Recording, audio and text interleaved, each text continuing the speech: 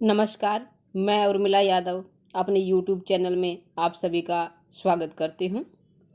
आज की इस कड़ी में हम हिंदी भाषा का उद्भव एवं विकास से संबंधित वस्तुनिष्ठ प्रश्न करने जा रहे हैं।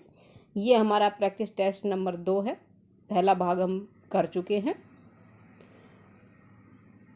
इस भाग में 140 प्रश्न उत्तर हैं, बहुत ही महत्वपूर्ण है और साथ ही आपको लगभग सभी प्रश्नों का विस्तृत रूप से समझाने का प्रयास किया जाएगा और जो भी आपको बातें बताई जाएंगी वो छोटी ज़रूर होंगी लेकिन बहुत ही महत्वपूर्ण होंगी, एग्ज़ाम की दृष्टि से खास होंगी। उनको आप अपनी नोटबुक में वीडियो को पॉज करके नोट कर सकते हैं। वही बताया जाता है जो एग्ज़ाम में आता है। छोटी ज़रूर होती है लेकिन बहुत मायने रखती हैं, अतः इनको आप नोट अवश्य करें।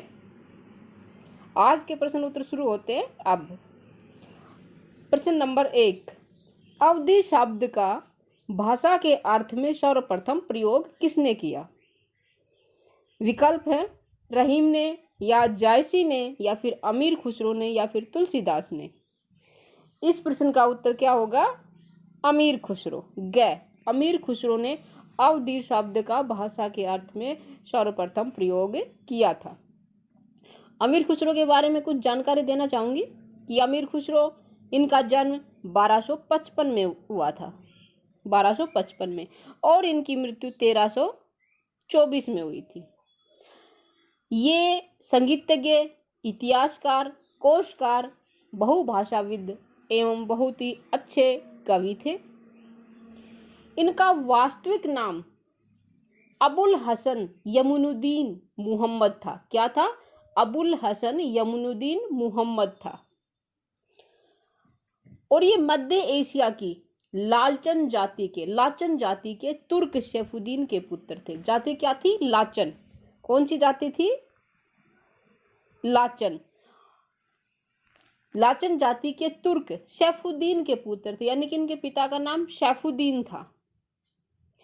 और जलालुद्दीन फिरोज खिलजी ने अमीर खुसरो की कविता से प्रसन्न होकर इन्हें अमीर का खिताब दिया था। किसने दिया था इनको अमीर का खिताब? जलालुद्दीन फिरोज खिलजी ने दिया था, इनकी एक कविता से प्रसन्न होकर। और इनके गुरु का नाम निजामुद्दीन औलिया था। ये निजामुद्दीन औलिया जी के शिष्य थे। अगला प्रश्न है, अमीर खुसरो के उस ग्रंथ का नाम बताओ जिसमें अवधि शब्द को सबसे पहले भाषा के अर्थ में प्रयोग किया गया। ऐसा कौन सा ग्रंथ है अमीर खुसरो जी का जिसमें अवधि शब्द का सबसे पहले भाषा के अर्थ में प्रयोग किया था? ये ग्रंथ है बैसिपर, नुहु सिपार और नूर सिपार। सारे एक जैसे लग रहे हैं लेकिन हमें सही ग्रंथ का नाम चुनना है। ये कौन सा है? नुहूसिपुर। उत्तर है इसका ख, नुहूसिपुर। नुहसिपार नहीं करना, नुहूसिपुर करना है। नुहूसिपुर ग्रंथ है, इसमें अवधि शब्द का सबसे पहले भाषा के अर्थ में प्रयोग हुआ था। अगला है, अवधि की प्रथम रचना राउलबेली के रचनाकार कौन है? राउलबेली जो अवधि की प्रथम रचना है उसके रचनाकार का नाम बताना है। रहीम, रोड़ा, मोड़ा या दामोदर शर्मा। इस प्रश्न का उत्तर होगा रोड़ा। रोड़ा जो कवि है वो राउलबेली के रचनाकार है। और जो राउलबेली है वो गद्य पद मिश्रित चंपू काव्य है। क्या है? गद्य में भी है, पद में भी है, दोनों का मिश्रित रूप है, गद्य का भी पद का भी, और एक चंपू काव्य है। और साथ में ये शिलांकित है, शिला पर अंकित है। ये क्या? राउलबेली। किसका लिखा हुआ है? रोड़ा का। एक बात और है इसके बारे में कि हिंदी में नक्शिक वर्णन परंपरा का आरंभ राउलबेली से ही माना जाता है। प्रश्न आएगा कि नक्शिक वर्णन परंपरा का प्रथम ग्रंथ कौन सा है, या नक्शिक वर्णन परंपरा का आरंभ किस ग्रंथ में हुआ है, कहाँ से माना जाता है? तो इसका उत्तर होगा राउलबेली, जो रोड़ा द्वारा लिखित है। इसमें नक्शिक वर्णन परंपरा का आरंभ इसी से माना जाता है। किससे? राउलबेली से माना जाता है। अगला है, जॉर्ज ग्रियर्सन ने अवधि भाषा का संबंध किससे माना है? शोरसेनी से या अर्धमागधी से या फिर पेशाची से या फिर मागधी से? जॉर्ज ग्रियर्सन ने अवधी भाषा का संबंध अर्धमागधी से माना है। उत्तर है अर्धमागधी। और जो अर्धमागधी है वो पूर्वी हिंदी, अर्धमागधी का विकास पूर्वी हिंदी से हुआ था। अगला प्रश्न है, प्राचीन काल में खड़ी बोली को इनमें से एक नाम नहीं था। 3 नाम खड़ी बोली के हैं जो प्राचीन काल में प्रचलित थे। एक नहीं था, वो एक नहीं था वो बताना हमें, कौन सा नहीं था? विकल्प है हिंदुस्तानी, हिंदी, हिंदवी, दक्षिणी। प्राचीन काल में खड़ी बोली को हिंदी भी कहते थे, हिंदवी भी कहते थे, दक्षिणी भी कहते थे, हिंदुस्तानी नहीं कहते थे। उत्तर होगा हिंदुस्तानी। हिंदुस्तानी खड़ी बोली का नाम नहीं था। अगला है, भरत मुनि ने प्राकृतों की संख्या कितनी मानी है? 12, 13, 14 या 10? भरत मुनि ने प्राकृतों की संख्या 14 मानी है। उत्तर है ग 14। अगला प्रश्न है, प्राकृत के सबसे प्राचीन व्याकरण हैं। प्राकृत भाषा का सबसे प्राचीन व्याकरण कौन सा है? वरुचि द्वारा लिखा गया है या हेमचंद्र ने लिखा था या कामता प्रसाद ने लिखा था या पाणिनि ने लिखा था? प्राकृत भाषा का सबसे प्राचीन व्याकरण ग्रंथ लिखने वाले कौन है? वरुचि। उत्तर है क्या? वरुचि। अगला प्रश्न है, जॉर्ज ग्रियर्सन ने हिंदी भाषा की उत्पत्ति का श्रेय किसको दिया है? जॉर्ज ग्रियर्सन ने हिंदी भाषा की उत्पत्ति का श्रेय किसको दिया है बताना है। विकल्प है राजा शिव प्रसाद सिंह, सितारे हिंद, या लक्ष्मण सिंह, या फिर लल्लू लाल, या सदा सुखलाल। इस प्रश्न का उत्तर होगा लल्लू लाल। लल्लू लाल क्या है? जॉर्ज ग्रियर्सन ने हिंदी भाषा की उत्पत्ति का श्रेय लल्लू लाल जी को दिया है। उत्तर है ग लल्लू लाल। अगला प्रश्न है, संवैधानिक प्रावधानों के तहत अंग्रेजी को कब तक राजभाषा बनाया गया? विकल्प है सन 1966 तक, या 1965 ईस्वी तक, या फिर 1962 ईस्वी तक, या 1963 ईस्वी तक। इसका उत्तर होगा सन 1965 ईस्वी तक। संवैधानिक प्रावधानों के तहत अंग्रेजी को सन 1965 ईस्वी तक राजभाषा बनाया गया। अगला है, निघंटु क्या है? वैदिक शब्दकोश है या संस्कृत शब्दकोश है या कोश ग्रंथ है या फिर इनमें से कोई नहीं? उत्तर होगा वैदिक शब्दकोश। निघंटु एक वैदिक शब्दकोश है। अगला है, भोजपुरी, मैथिली और मगही को संयुक्त नाम बिहारी किसने दिया? प्रश्न है, फिर से सुनिए, भोजपुरी, मैथिली और मगही को संयुक्त नाम, इन तीनों भाषाओं को संयुक्त नाम बिहारी किसने दिया? गिलक्राइस्ट, ग्रियर्सन, लक्ष्मण सिंह या लल्लू लाल? उत्तर होगा जॉर्ज ग्रियर्सन। ग्रियर्सन ने भोजपुरी, मैथिली और मगही को संयुक्त नाम बिहारी दिया था। क्या नाम दिया था? संयुक्त नाम बिहारी। अगला है, आधुनिक भाषा विज्ञान के जनक कौन है? सोशुर, ब्लूमफील्ड, देरिदा या इनमें से कोई नहीं? आधुनिक भाषा विज्ञान के जनक सोशुर हैं। उत्तर है क सोशुर। कन्नौजी किस भाषा जैसी है? जौनपुरी, पूर्विया, ब्रज या अवधी? जो कन्नौजी है वो ब्रज भाषा जैसी है। उत्तर है ग ब्रज। किस भाषा का अपना साहित्य नहीं है? बघेली या भोजपुरी या बुंदेलखंडी या फिर उत्तराखंडी? बघेली का अपना साहित्य नहीं है। बघेली भाषा का अपना साहित्य नहीं है। बघेली पूर्वी हिंदी की बोली है और अर्धमागधी से इसका विकास हुआ।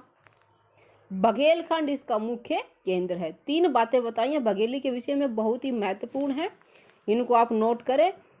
बहुत बार ये एग्जाम में आ चुका है। इससे संबंधित प्रश्न क्या है? पूर्वी हिंदी की बोली है बघेली, अर्धमागधी से इसका विकास हुआ और बघेलखंड इसका मुख्य केंद्र है। अगला प्रश्न है, जाटू किस बोली का अन्य नाम है? जाटू किस बोली का अन्य नाम? ये भी बहुत महत्वपूर्ण प्रश्न है, आ चुका है ये भी एग्जाम में। जाटू बैसवाड़ी को कहते हैं या मारवाड़ी को या फिर बांगरू को या फिर बघेली को? जाटू बांगरू बोली का दूसरा नाम है। और जो हरियाणवी बोली है उसी को बांगरू कहते हैं। पश्चिमी हिंदी से इसका विकास हुआ। हरियाणवी बोली को ही बांगरू कहते हैं और इसको जाटू बोली भी कहते हैं और पश्चिमी हिंदी से इसका विकास हुआ। अगला है भाट भाषा किस भाषा को कहते हैं? भोजपुरी, मारवाड़ी या मालवी या फिर डिंगल। भाट भाषा डिंगल को कहते हैं। उत्तर है घ डिंगल। ये भी जैसे कि लिखा हुआ है, एग्जाम में आ चुका है बहुत बार, याद रखिए इसको। भाट भाषा किसको कहते हैं? डिंगल को। इसके बारे में और बात बताना चाहूंगी जिसको आप नोटबुक में लिखें। भाट जो डिंगल भाषा है वो राजस्थानी प्लस अपभ्रंश से इसका विकास हुआ। मिश्रित है ये, राजस्थानी प्लस अपभ्रंश से डिंगल भाषा बनी है।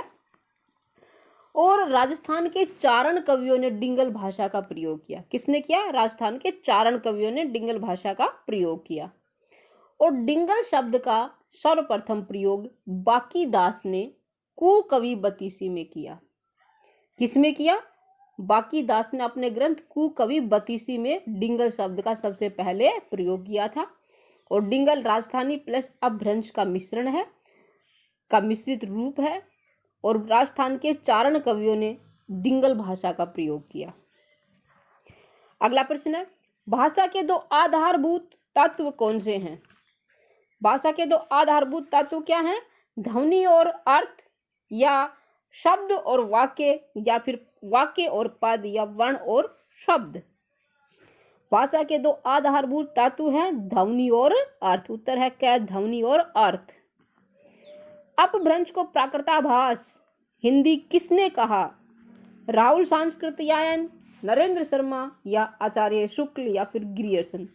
अपभ्रंश को प्राकृताभास आचार्य रामचंद्र शुक्ल ने कहा। उत्तर है ग आचार्य रामचंद्र शुक्ल।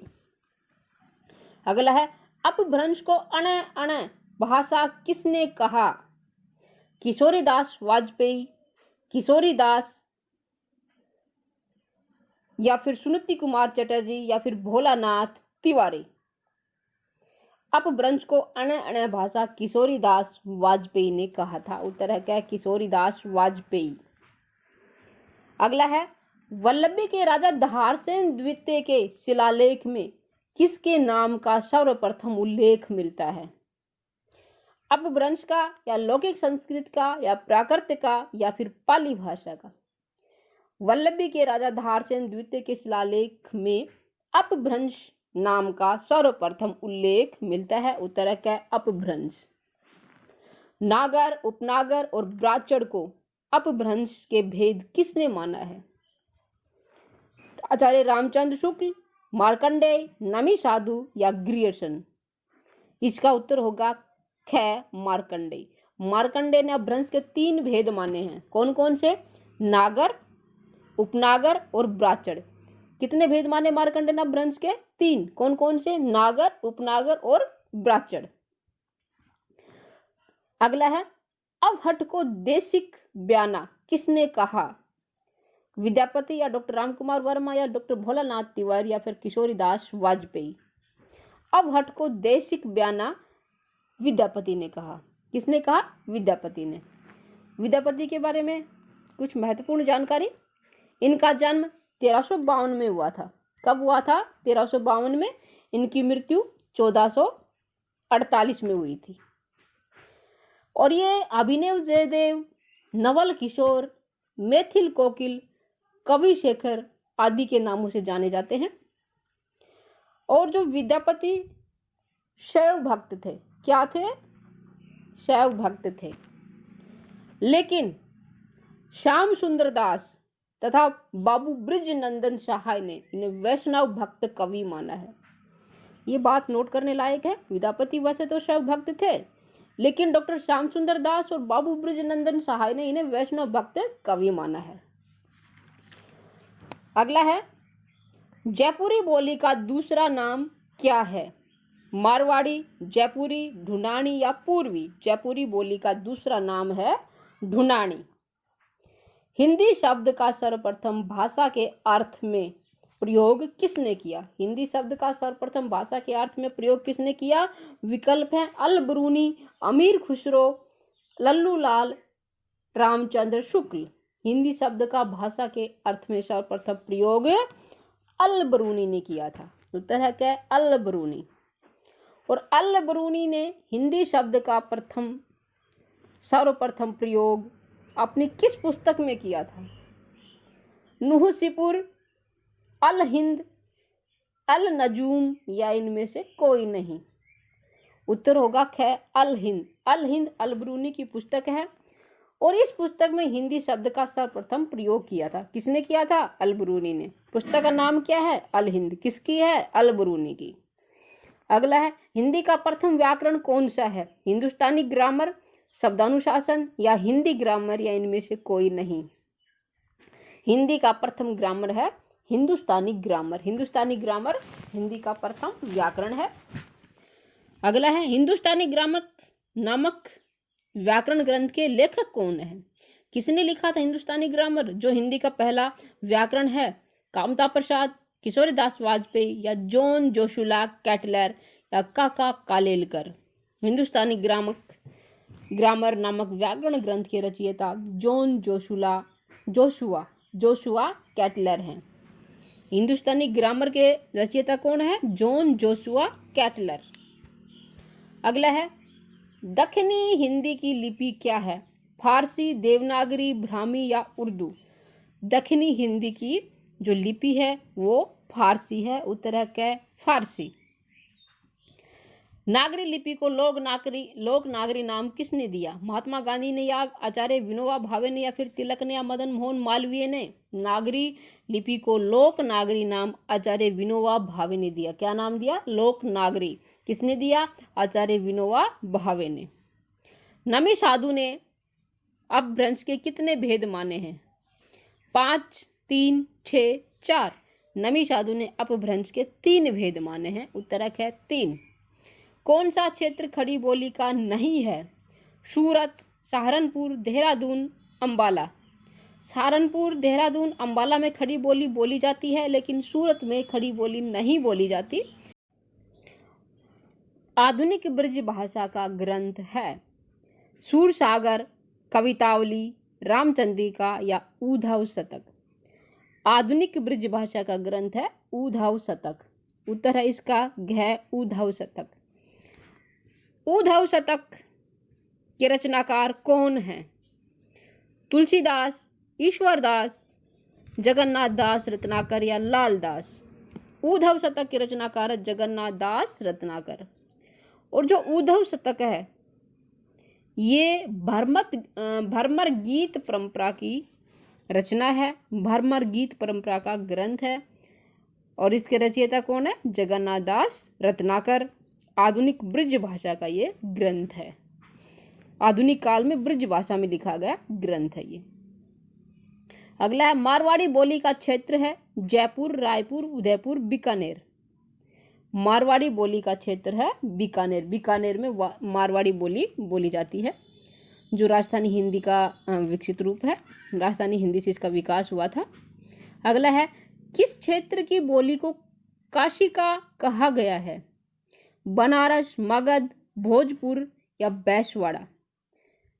बनारस क्षेत्र की बोली को काशिका कहा गया है। बनारस क्षेत्र की बोली को क्या कहा गया है? काशिका। बहुत इंपॉर्टेंट है, इसको ध्यान रखना। ये भी आ चुका है कई बार कि कौन सी बोली काशिका कही जाती है, किस बोली का अन्य नाम काशिका भी है। उत्तर क्या होगा? बनारस। अगला है डिंगल भाषा का संबंध किस साहित्य से? मैथिली साहित्य या अवधी साहित्य या हरियाणवी साहित्य या राजस्थानी साहित्य। डिंगल भाषा का संबंध किससे है? राजस्थानी साहित्य से। पहले भी बताया है कि राजस्थान के चारण कवियों ने इस भाषा का प्रयोग किया था और डिंगल भाषा को भाट भाषा भी कहते हैं। और किसने किया था? बांकेदास ने कुकवि बतीसी में इस डिंगल शब्द का सबसे पहले प्रयोग किया था। ये दोबारा इसलिए बताया ताकि आपको ध्यान रहे। अगला है ब्रज भाषा कहाँ बोली जाती है? इलाहाबाद, बनारस, मथुरा, वृंदावन या झांसी। ब्रज भाषा कहाँ बोली जाती है? मथुरा, वृंदावन। उत्तर है ग, मथुरा, वृंदावन। अगला है, संविधान की 8वीं अनुसूची में कौन सी भाषा सम्मिलित नहीं है? बोडो, डोगरी, मैथिली, भोजपुरी। भोजपुरी संविधान की 8वीं अनुसूची में सम्मिलित नहीं है। उत्तर है घ, भोजपुरी। अगला है, निम्न में से भारोपीय परिवार की भाषा नहीं है। कौन सी भाषा भारोपीय परिवार की नहीं है? मलयालम, हिंदी, गुजराती, मराठी। उत्तर है इसका क, मलयालम। मलयालम भारोपीय परिवार की भाषा नहीं है, द्रविड़ भाषा परिवार की है ये। मलयालम, हिंदी, मराठी, गुजराती भारोपीय परिवार की भाषाएं हैं। अगला है, देवनागरी लिपि के विकास क्रम की अवस्था है। देवनागरी लिपि का विकास कैसे हुआ था? सबसे पहले कौन सी लिपि आई, उसके बाद कौन सी, फिर कौन सी, ये बताना है हमें। विकल्प 4 है हमारे पास, ब्राह्मी, गुप्त लिपि, कुटिल लिपि या देवनागरी, या फिर ब्राह्मी लिपि, देवनागरी, खरोष्टी या कुटिल, ब्राह्मी, कुटिल लिपि, गुप्त लिपि या देवनागरी, या फिर ब्राह्मी, खरोष्टी, कुटिल लिपि, देवनागरी लिपि। हमें इसमें से सही विकल्प बताना, सबसे पहले कौन सी लिपि थी, उसके बाद कौन सी।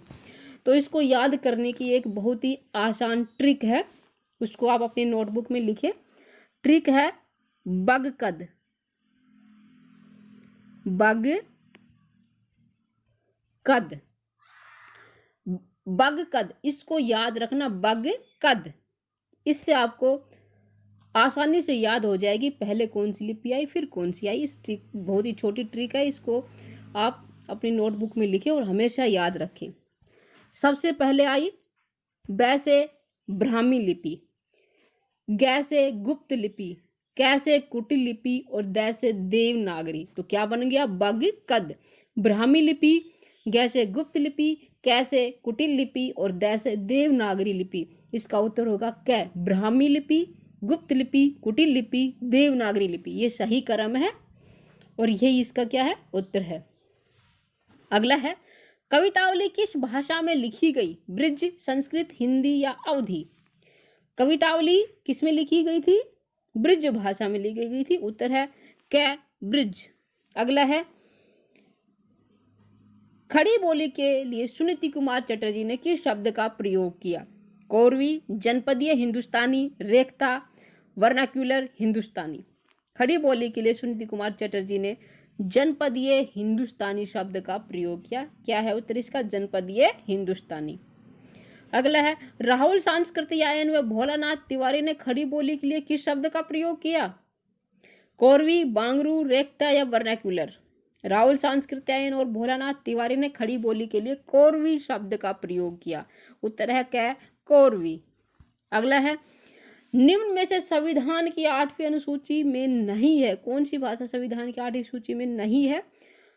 डोगरी, मैथिली, ब्रज, असमिया। संविधान की 8वीं अनुसूची में नहीं है, ब्रज भाषा नहीं है। डोगरी है, मैथिली है, असमिया है, लेकिन ब्रज नहीं है। अगला है, विकास की दृष्टि से प्राकृत की पूर्वकालीन अवस्था का नाम क्या है? प्राकृत भाषा से पहले कौन सी भाषा प्रचलन में थी? हिंदी, पाली, संस्कृत या अपभ्रंश। विकास की दृष्टि से प्राकृत से पूर्वकालीन अवस्था है पाली। उत्तर है पाली। सबसे पहले हमारी वैदिक संस्कृत आती है, फिर लौकिक संस्कृत आती है, फिर पाली आती है, फिर प्राकृत आती है, फिर अपभ्रंश आती है और फिर जो आधुनिक हिंदी है वो आती है। तो पाली से पहले क्या है? प्राकृत भाषा है। प्राकृत से पहले पाली है, पाली, प्राकृत, फिर अपभ्रंश है। इसको ध्यान रखना। सबसे पहले वैदिक संस्कृत, उसके बाद है लौकिक संस्कृत, फिर है पाली, उसके बाद प्राकृत, फिर अपभ्रंश और फिर क्या है? आधुनिक हिंदी। तो इस प्रश्न का उत्तर क्या होगा? पाली। प्राकृत से पहले की जो भाषा है जिसका प्रचलन था वो क्या है? पाली। और पाली बौद्ध धर्म की भाषा है। बौद्ध ग्रंथ पाली भाषा में ही लिखे गए थे। अगला है, आगम वे पुराणे ही पाणीय यान वृहंती पंक्ति किसकी है? सबरपा, सरहप्पा, डोमीपा, कणहप्पा।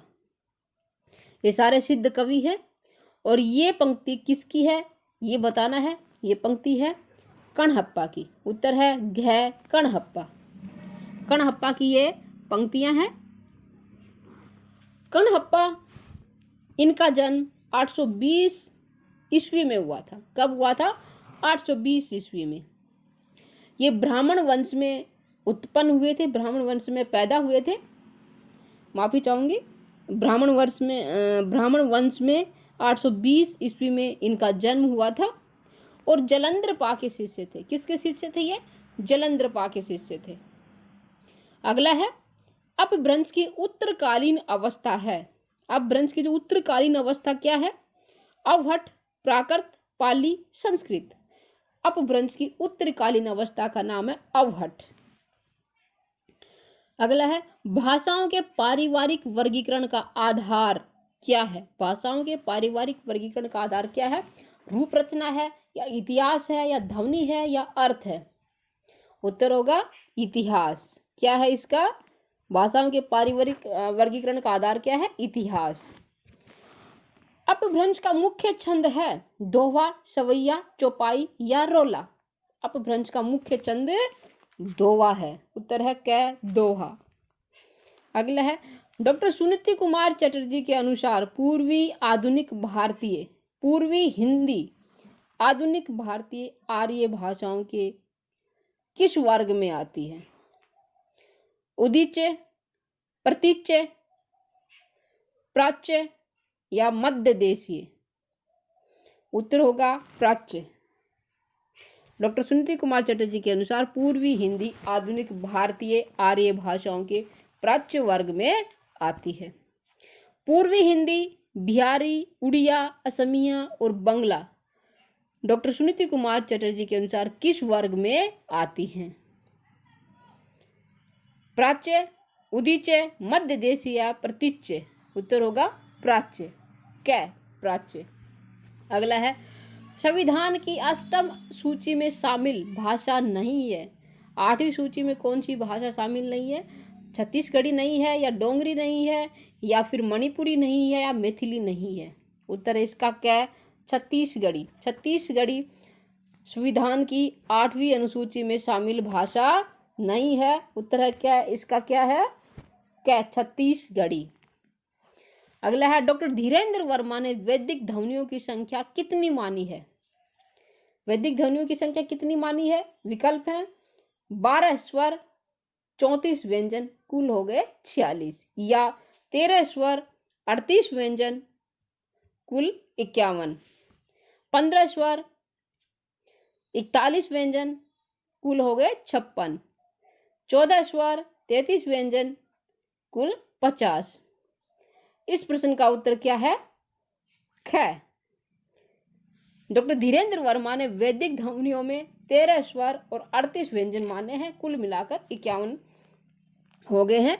वैदिक ध्वनियों की संख्या क्या है? 51 है, जिसमें 13 स्वर हैं और 38 व्यंजन है। ये किसके अनुसार है? डॉक्टर धीरेन्द्र वर्मा के अनुसार। अगला प्रश्न है अपभ्रंश भाषा का सबसे प्राचीनतम रूप किस साहित्य में मिलता है? जैन साहित्य में, बौद्ध साहित्य में या सिद्ध साहित्य में या नाथ साहित्य में? अपभ्रंश भाषा का सबसे प्राचीनतम रूप जैन साहित्य में मिलता है। उत्तर है क्या? जैन साहित्य। अगला है अपभ्रंश को अमीरों की भाषा किसने कहा? भामा, दंडी, राजशेखर या मम्मट? अपभ्रंश को अमीरों की भाषा आचार्य दंडी ने कहा था। उत्तर है आचार्य दंडी। आज की इस कड़ी में इतना ही। अगली कड़ी में हम और प्रश्न लेकर आएंगे जो अति महत्वपूर्ण होंगे। उम्मीद करती हूं ये सभी प्रश्न उत्तर आपको अच्छे से समझ में आए होंगे। यदि वास्तव में ये वीडियो आपको अच्छी लगी, प्रश्न उत्तर आपको अच्छे लगे, अच्छे से समझ में आए, तो इसको लाइक करें, शेयर करें, और यदि आप इस चैनल पर नए हैं तो इसको सब्सक्राइब अवश्य करें।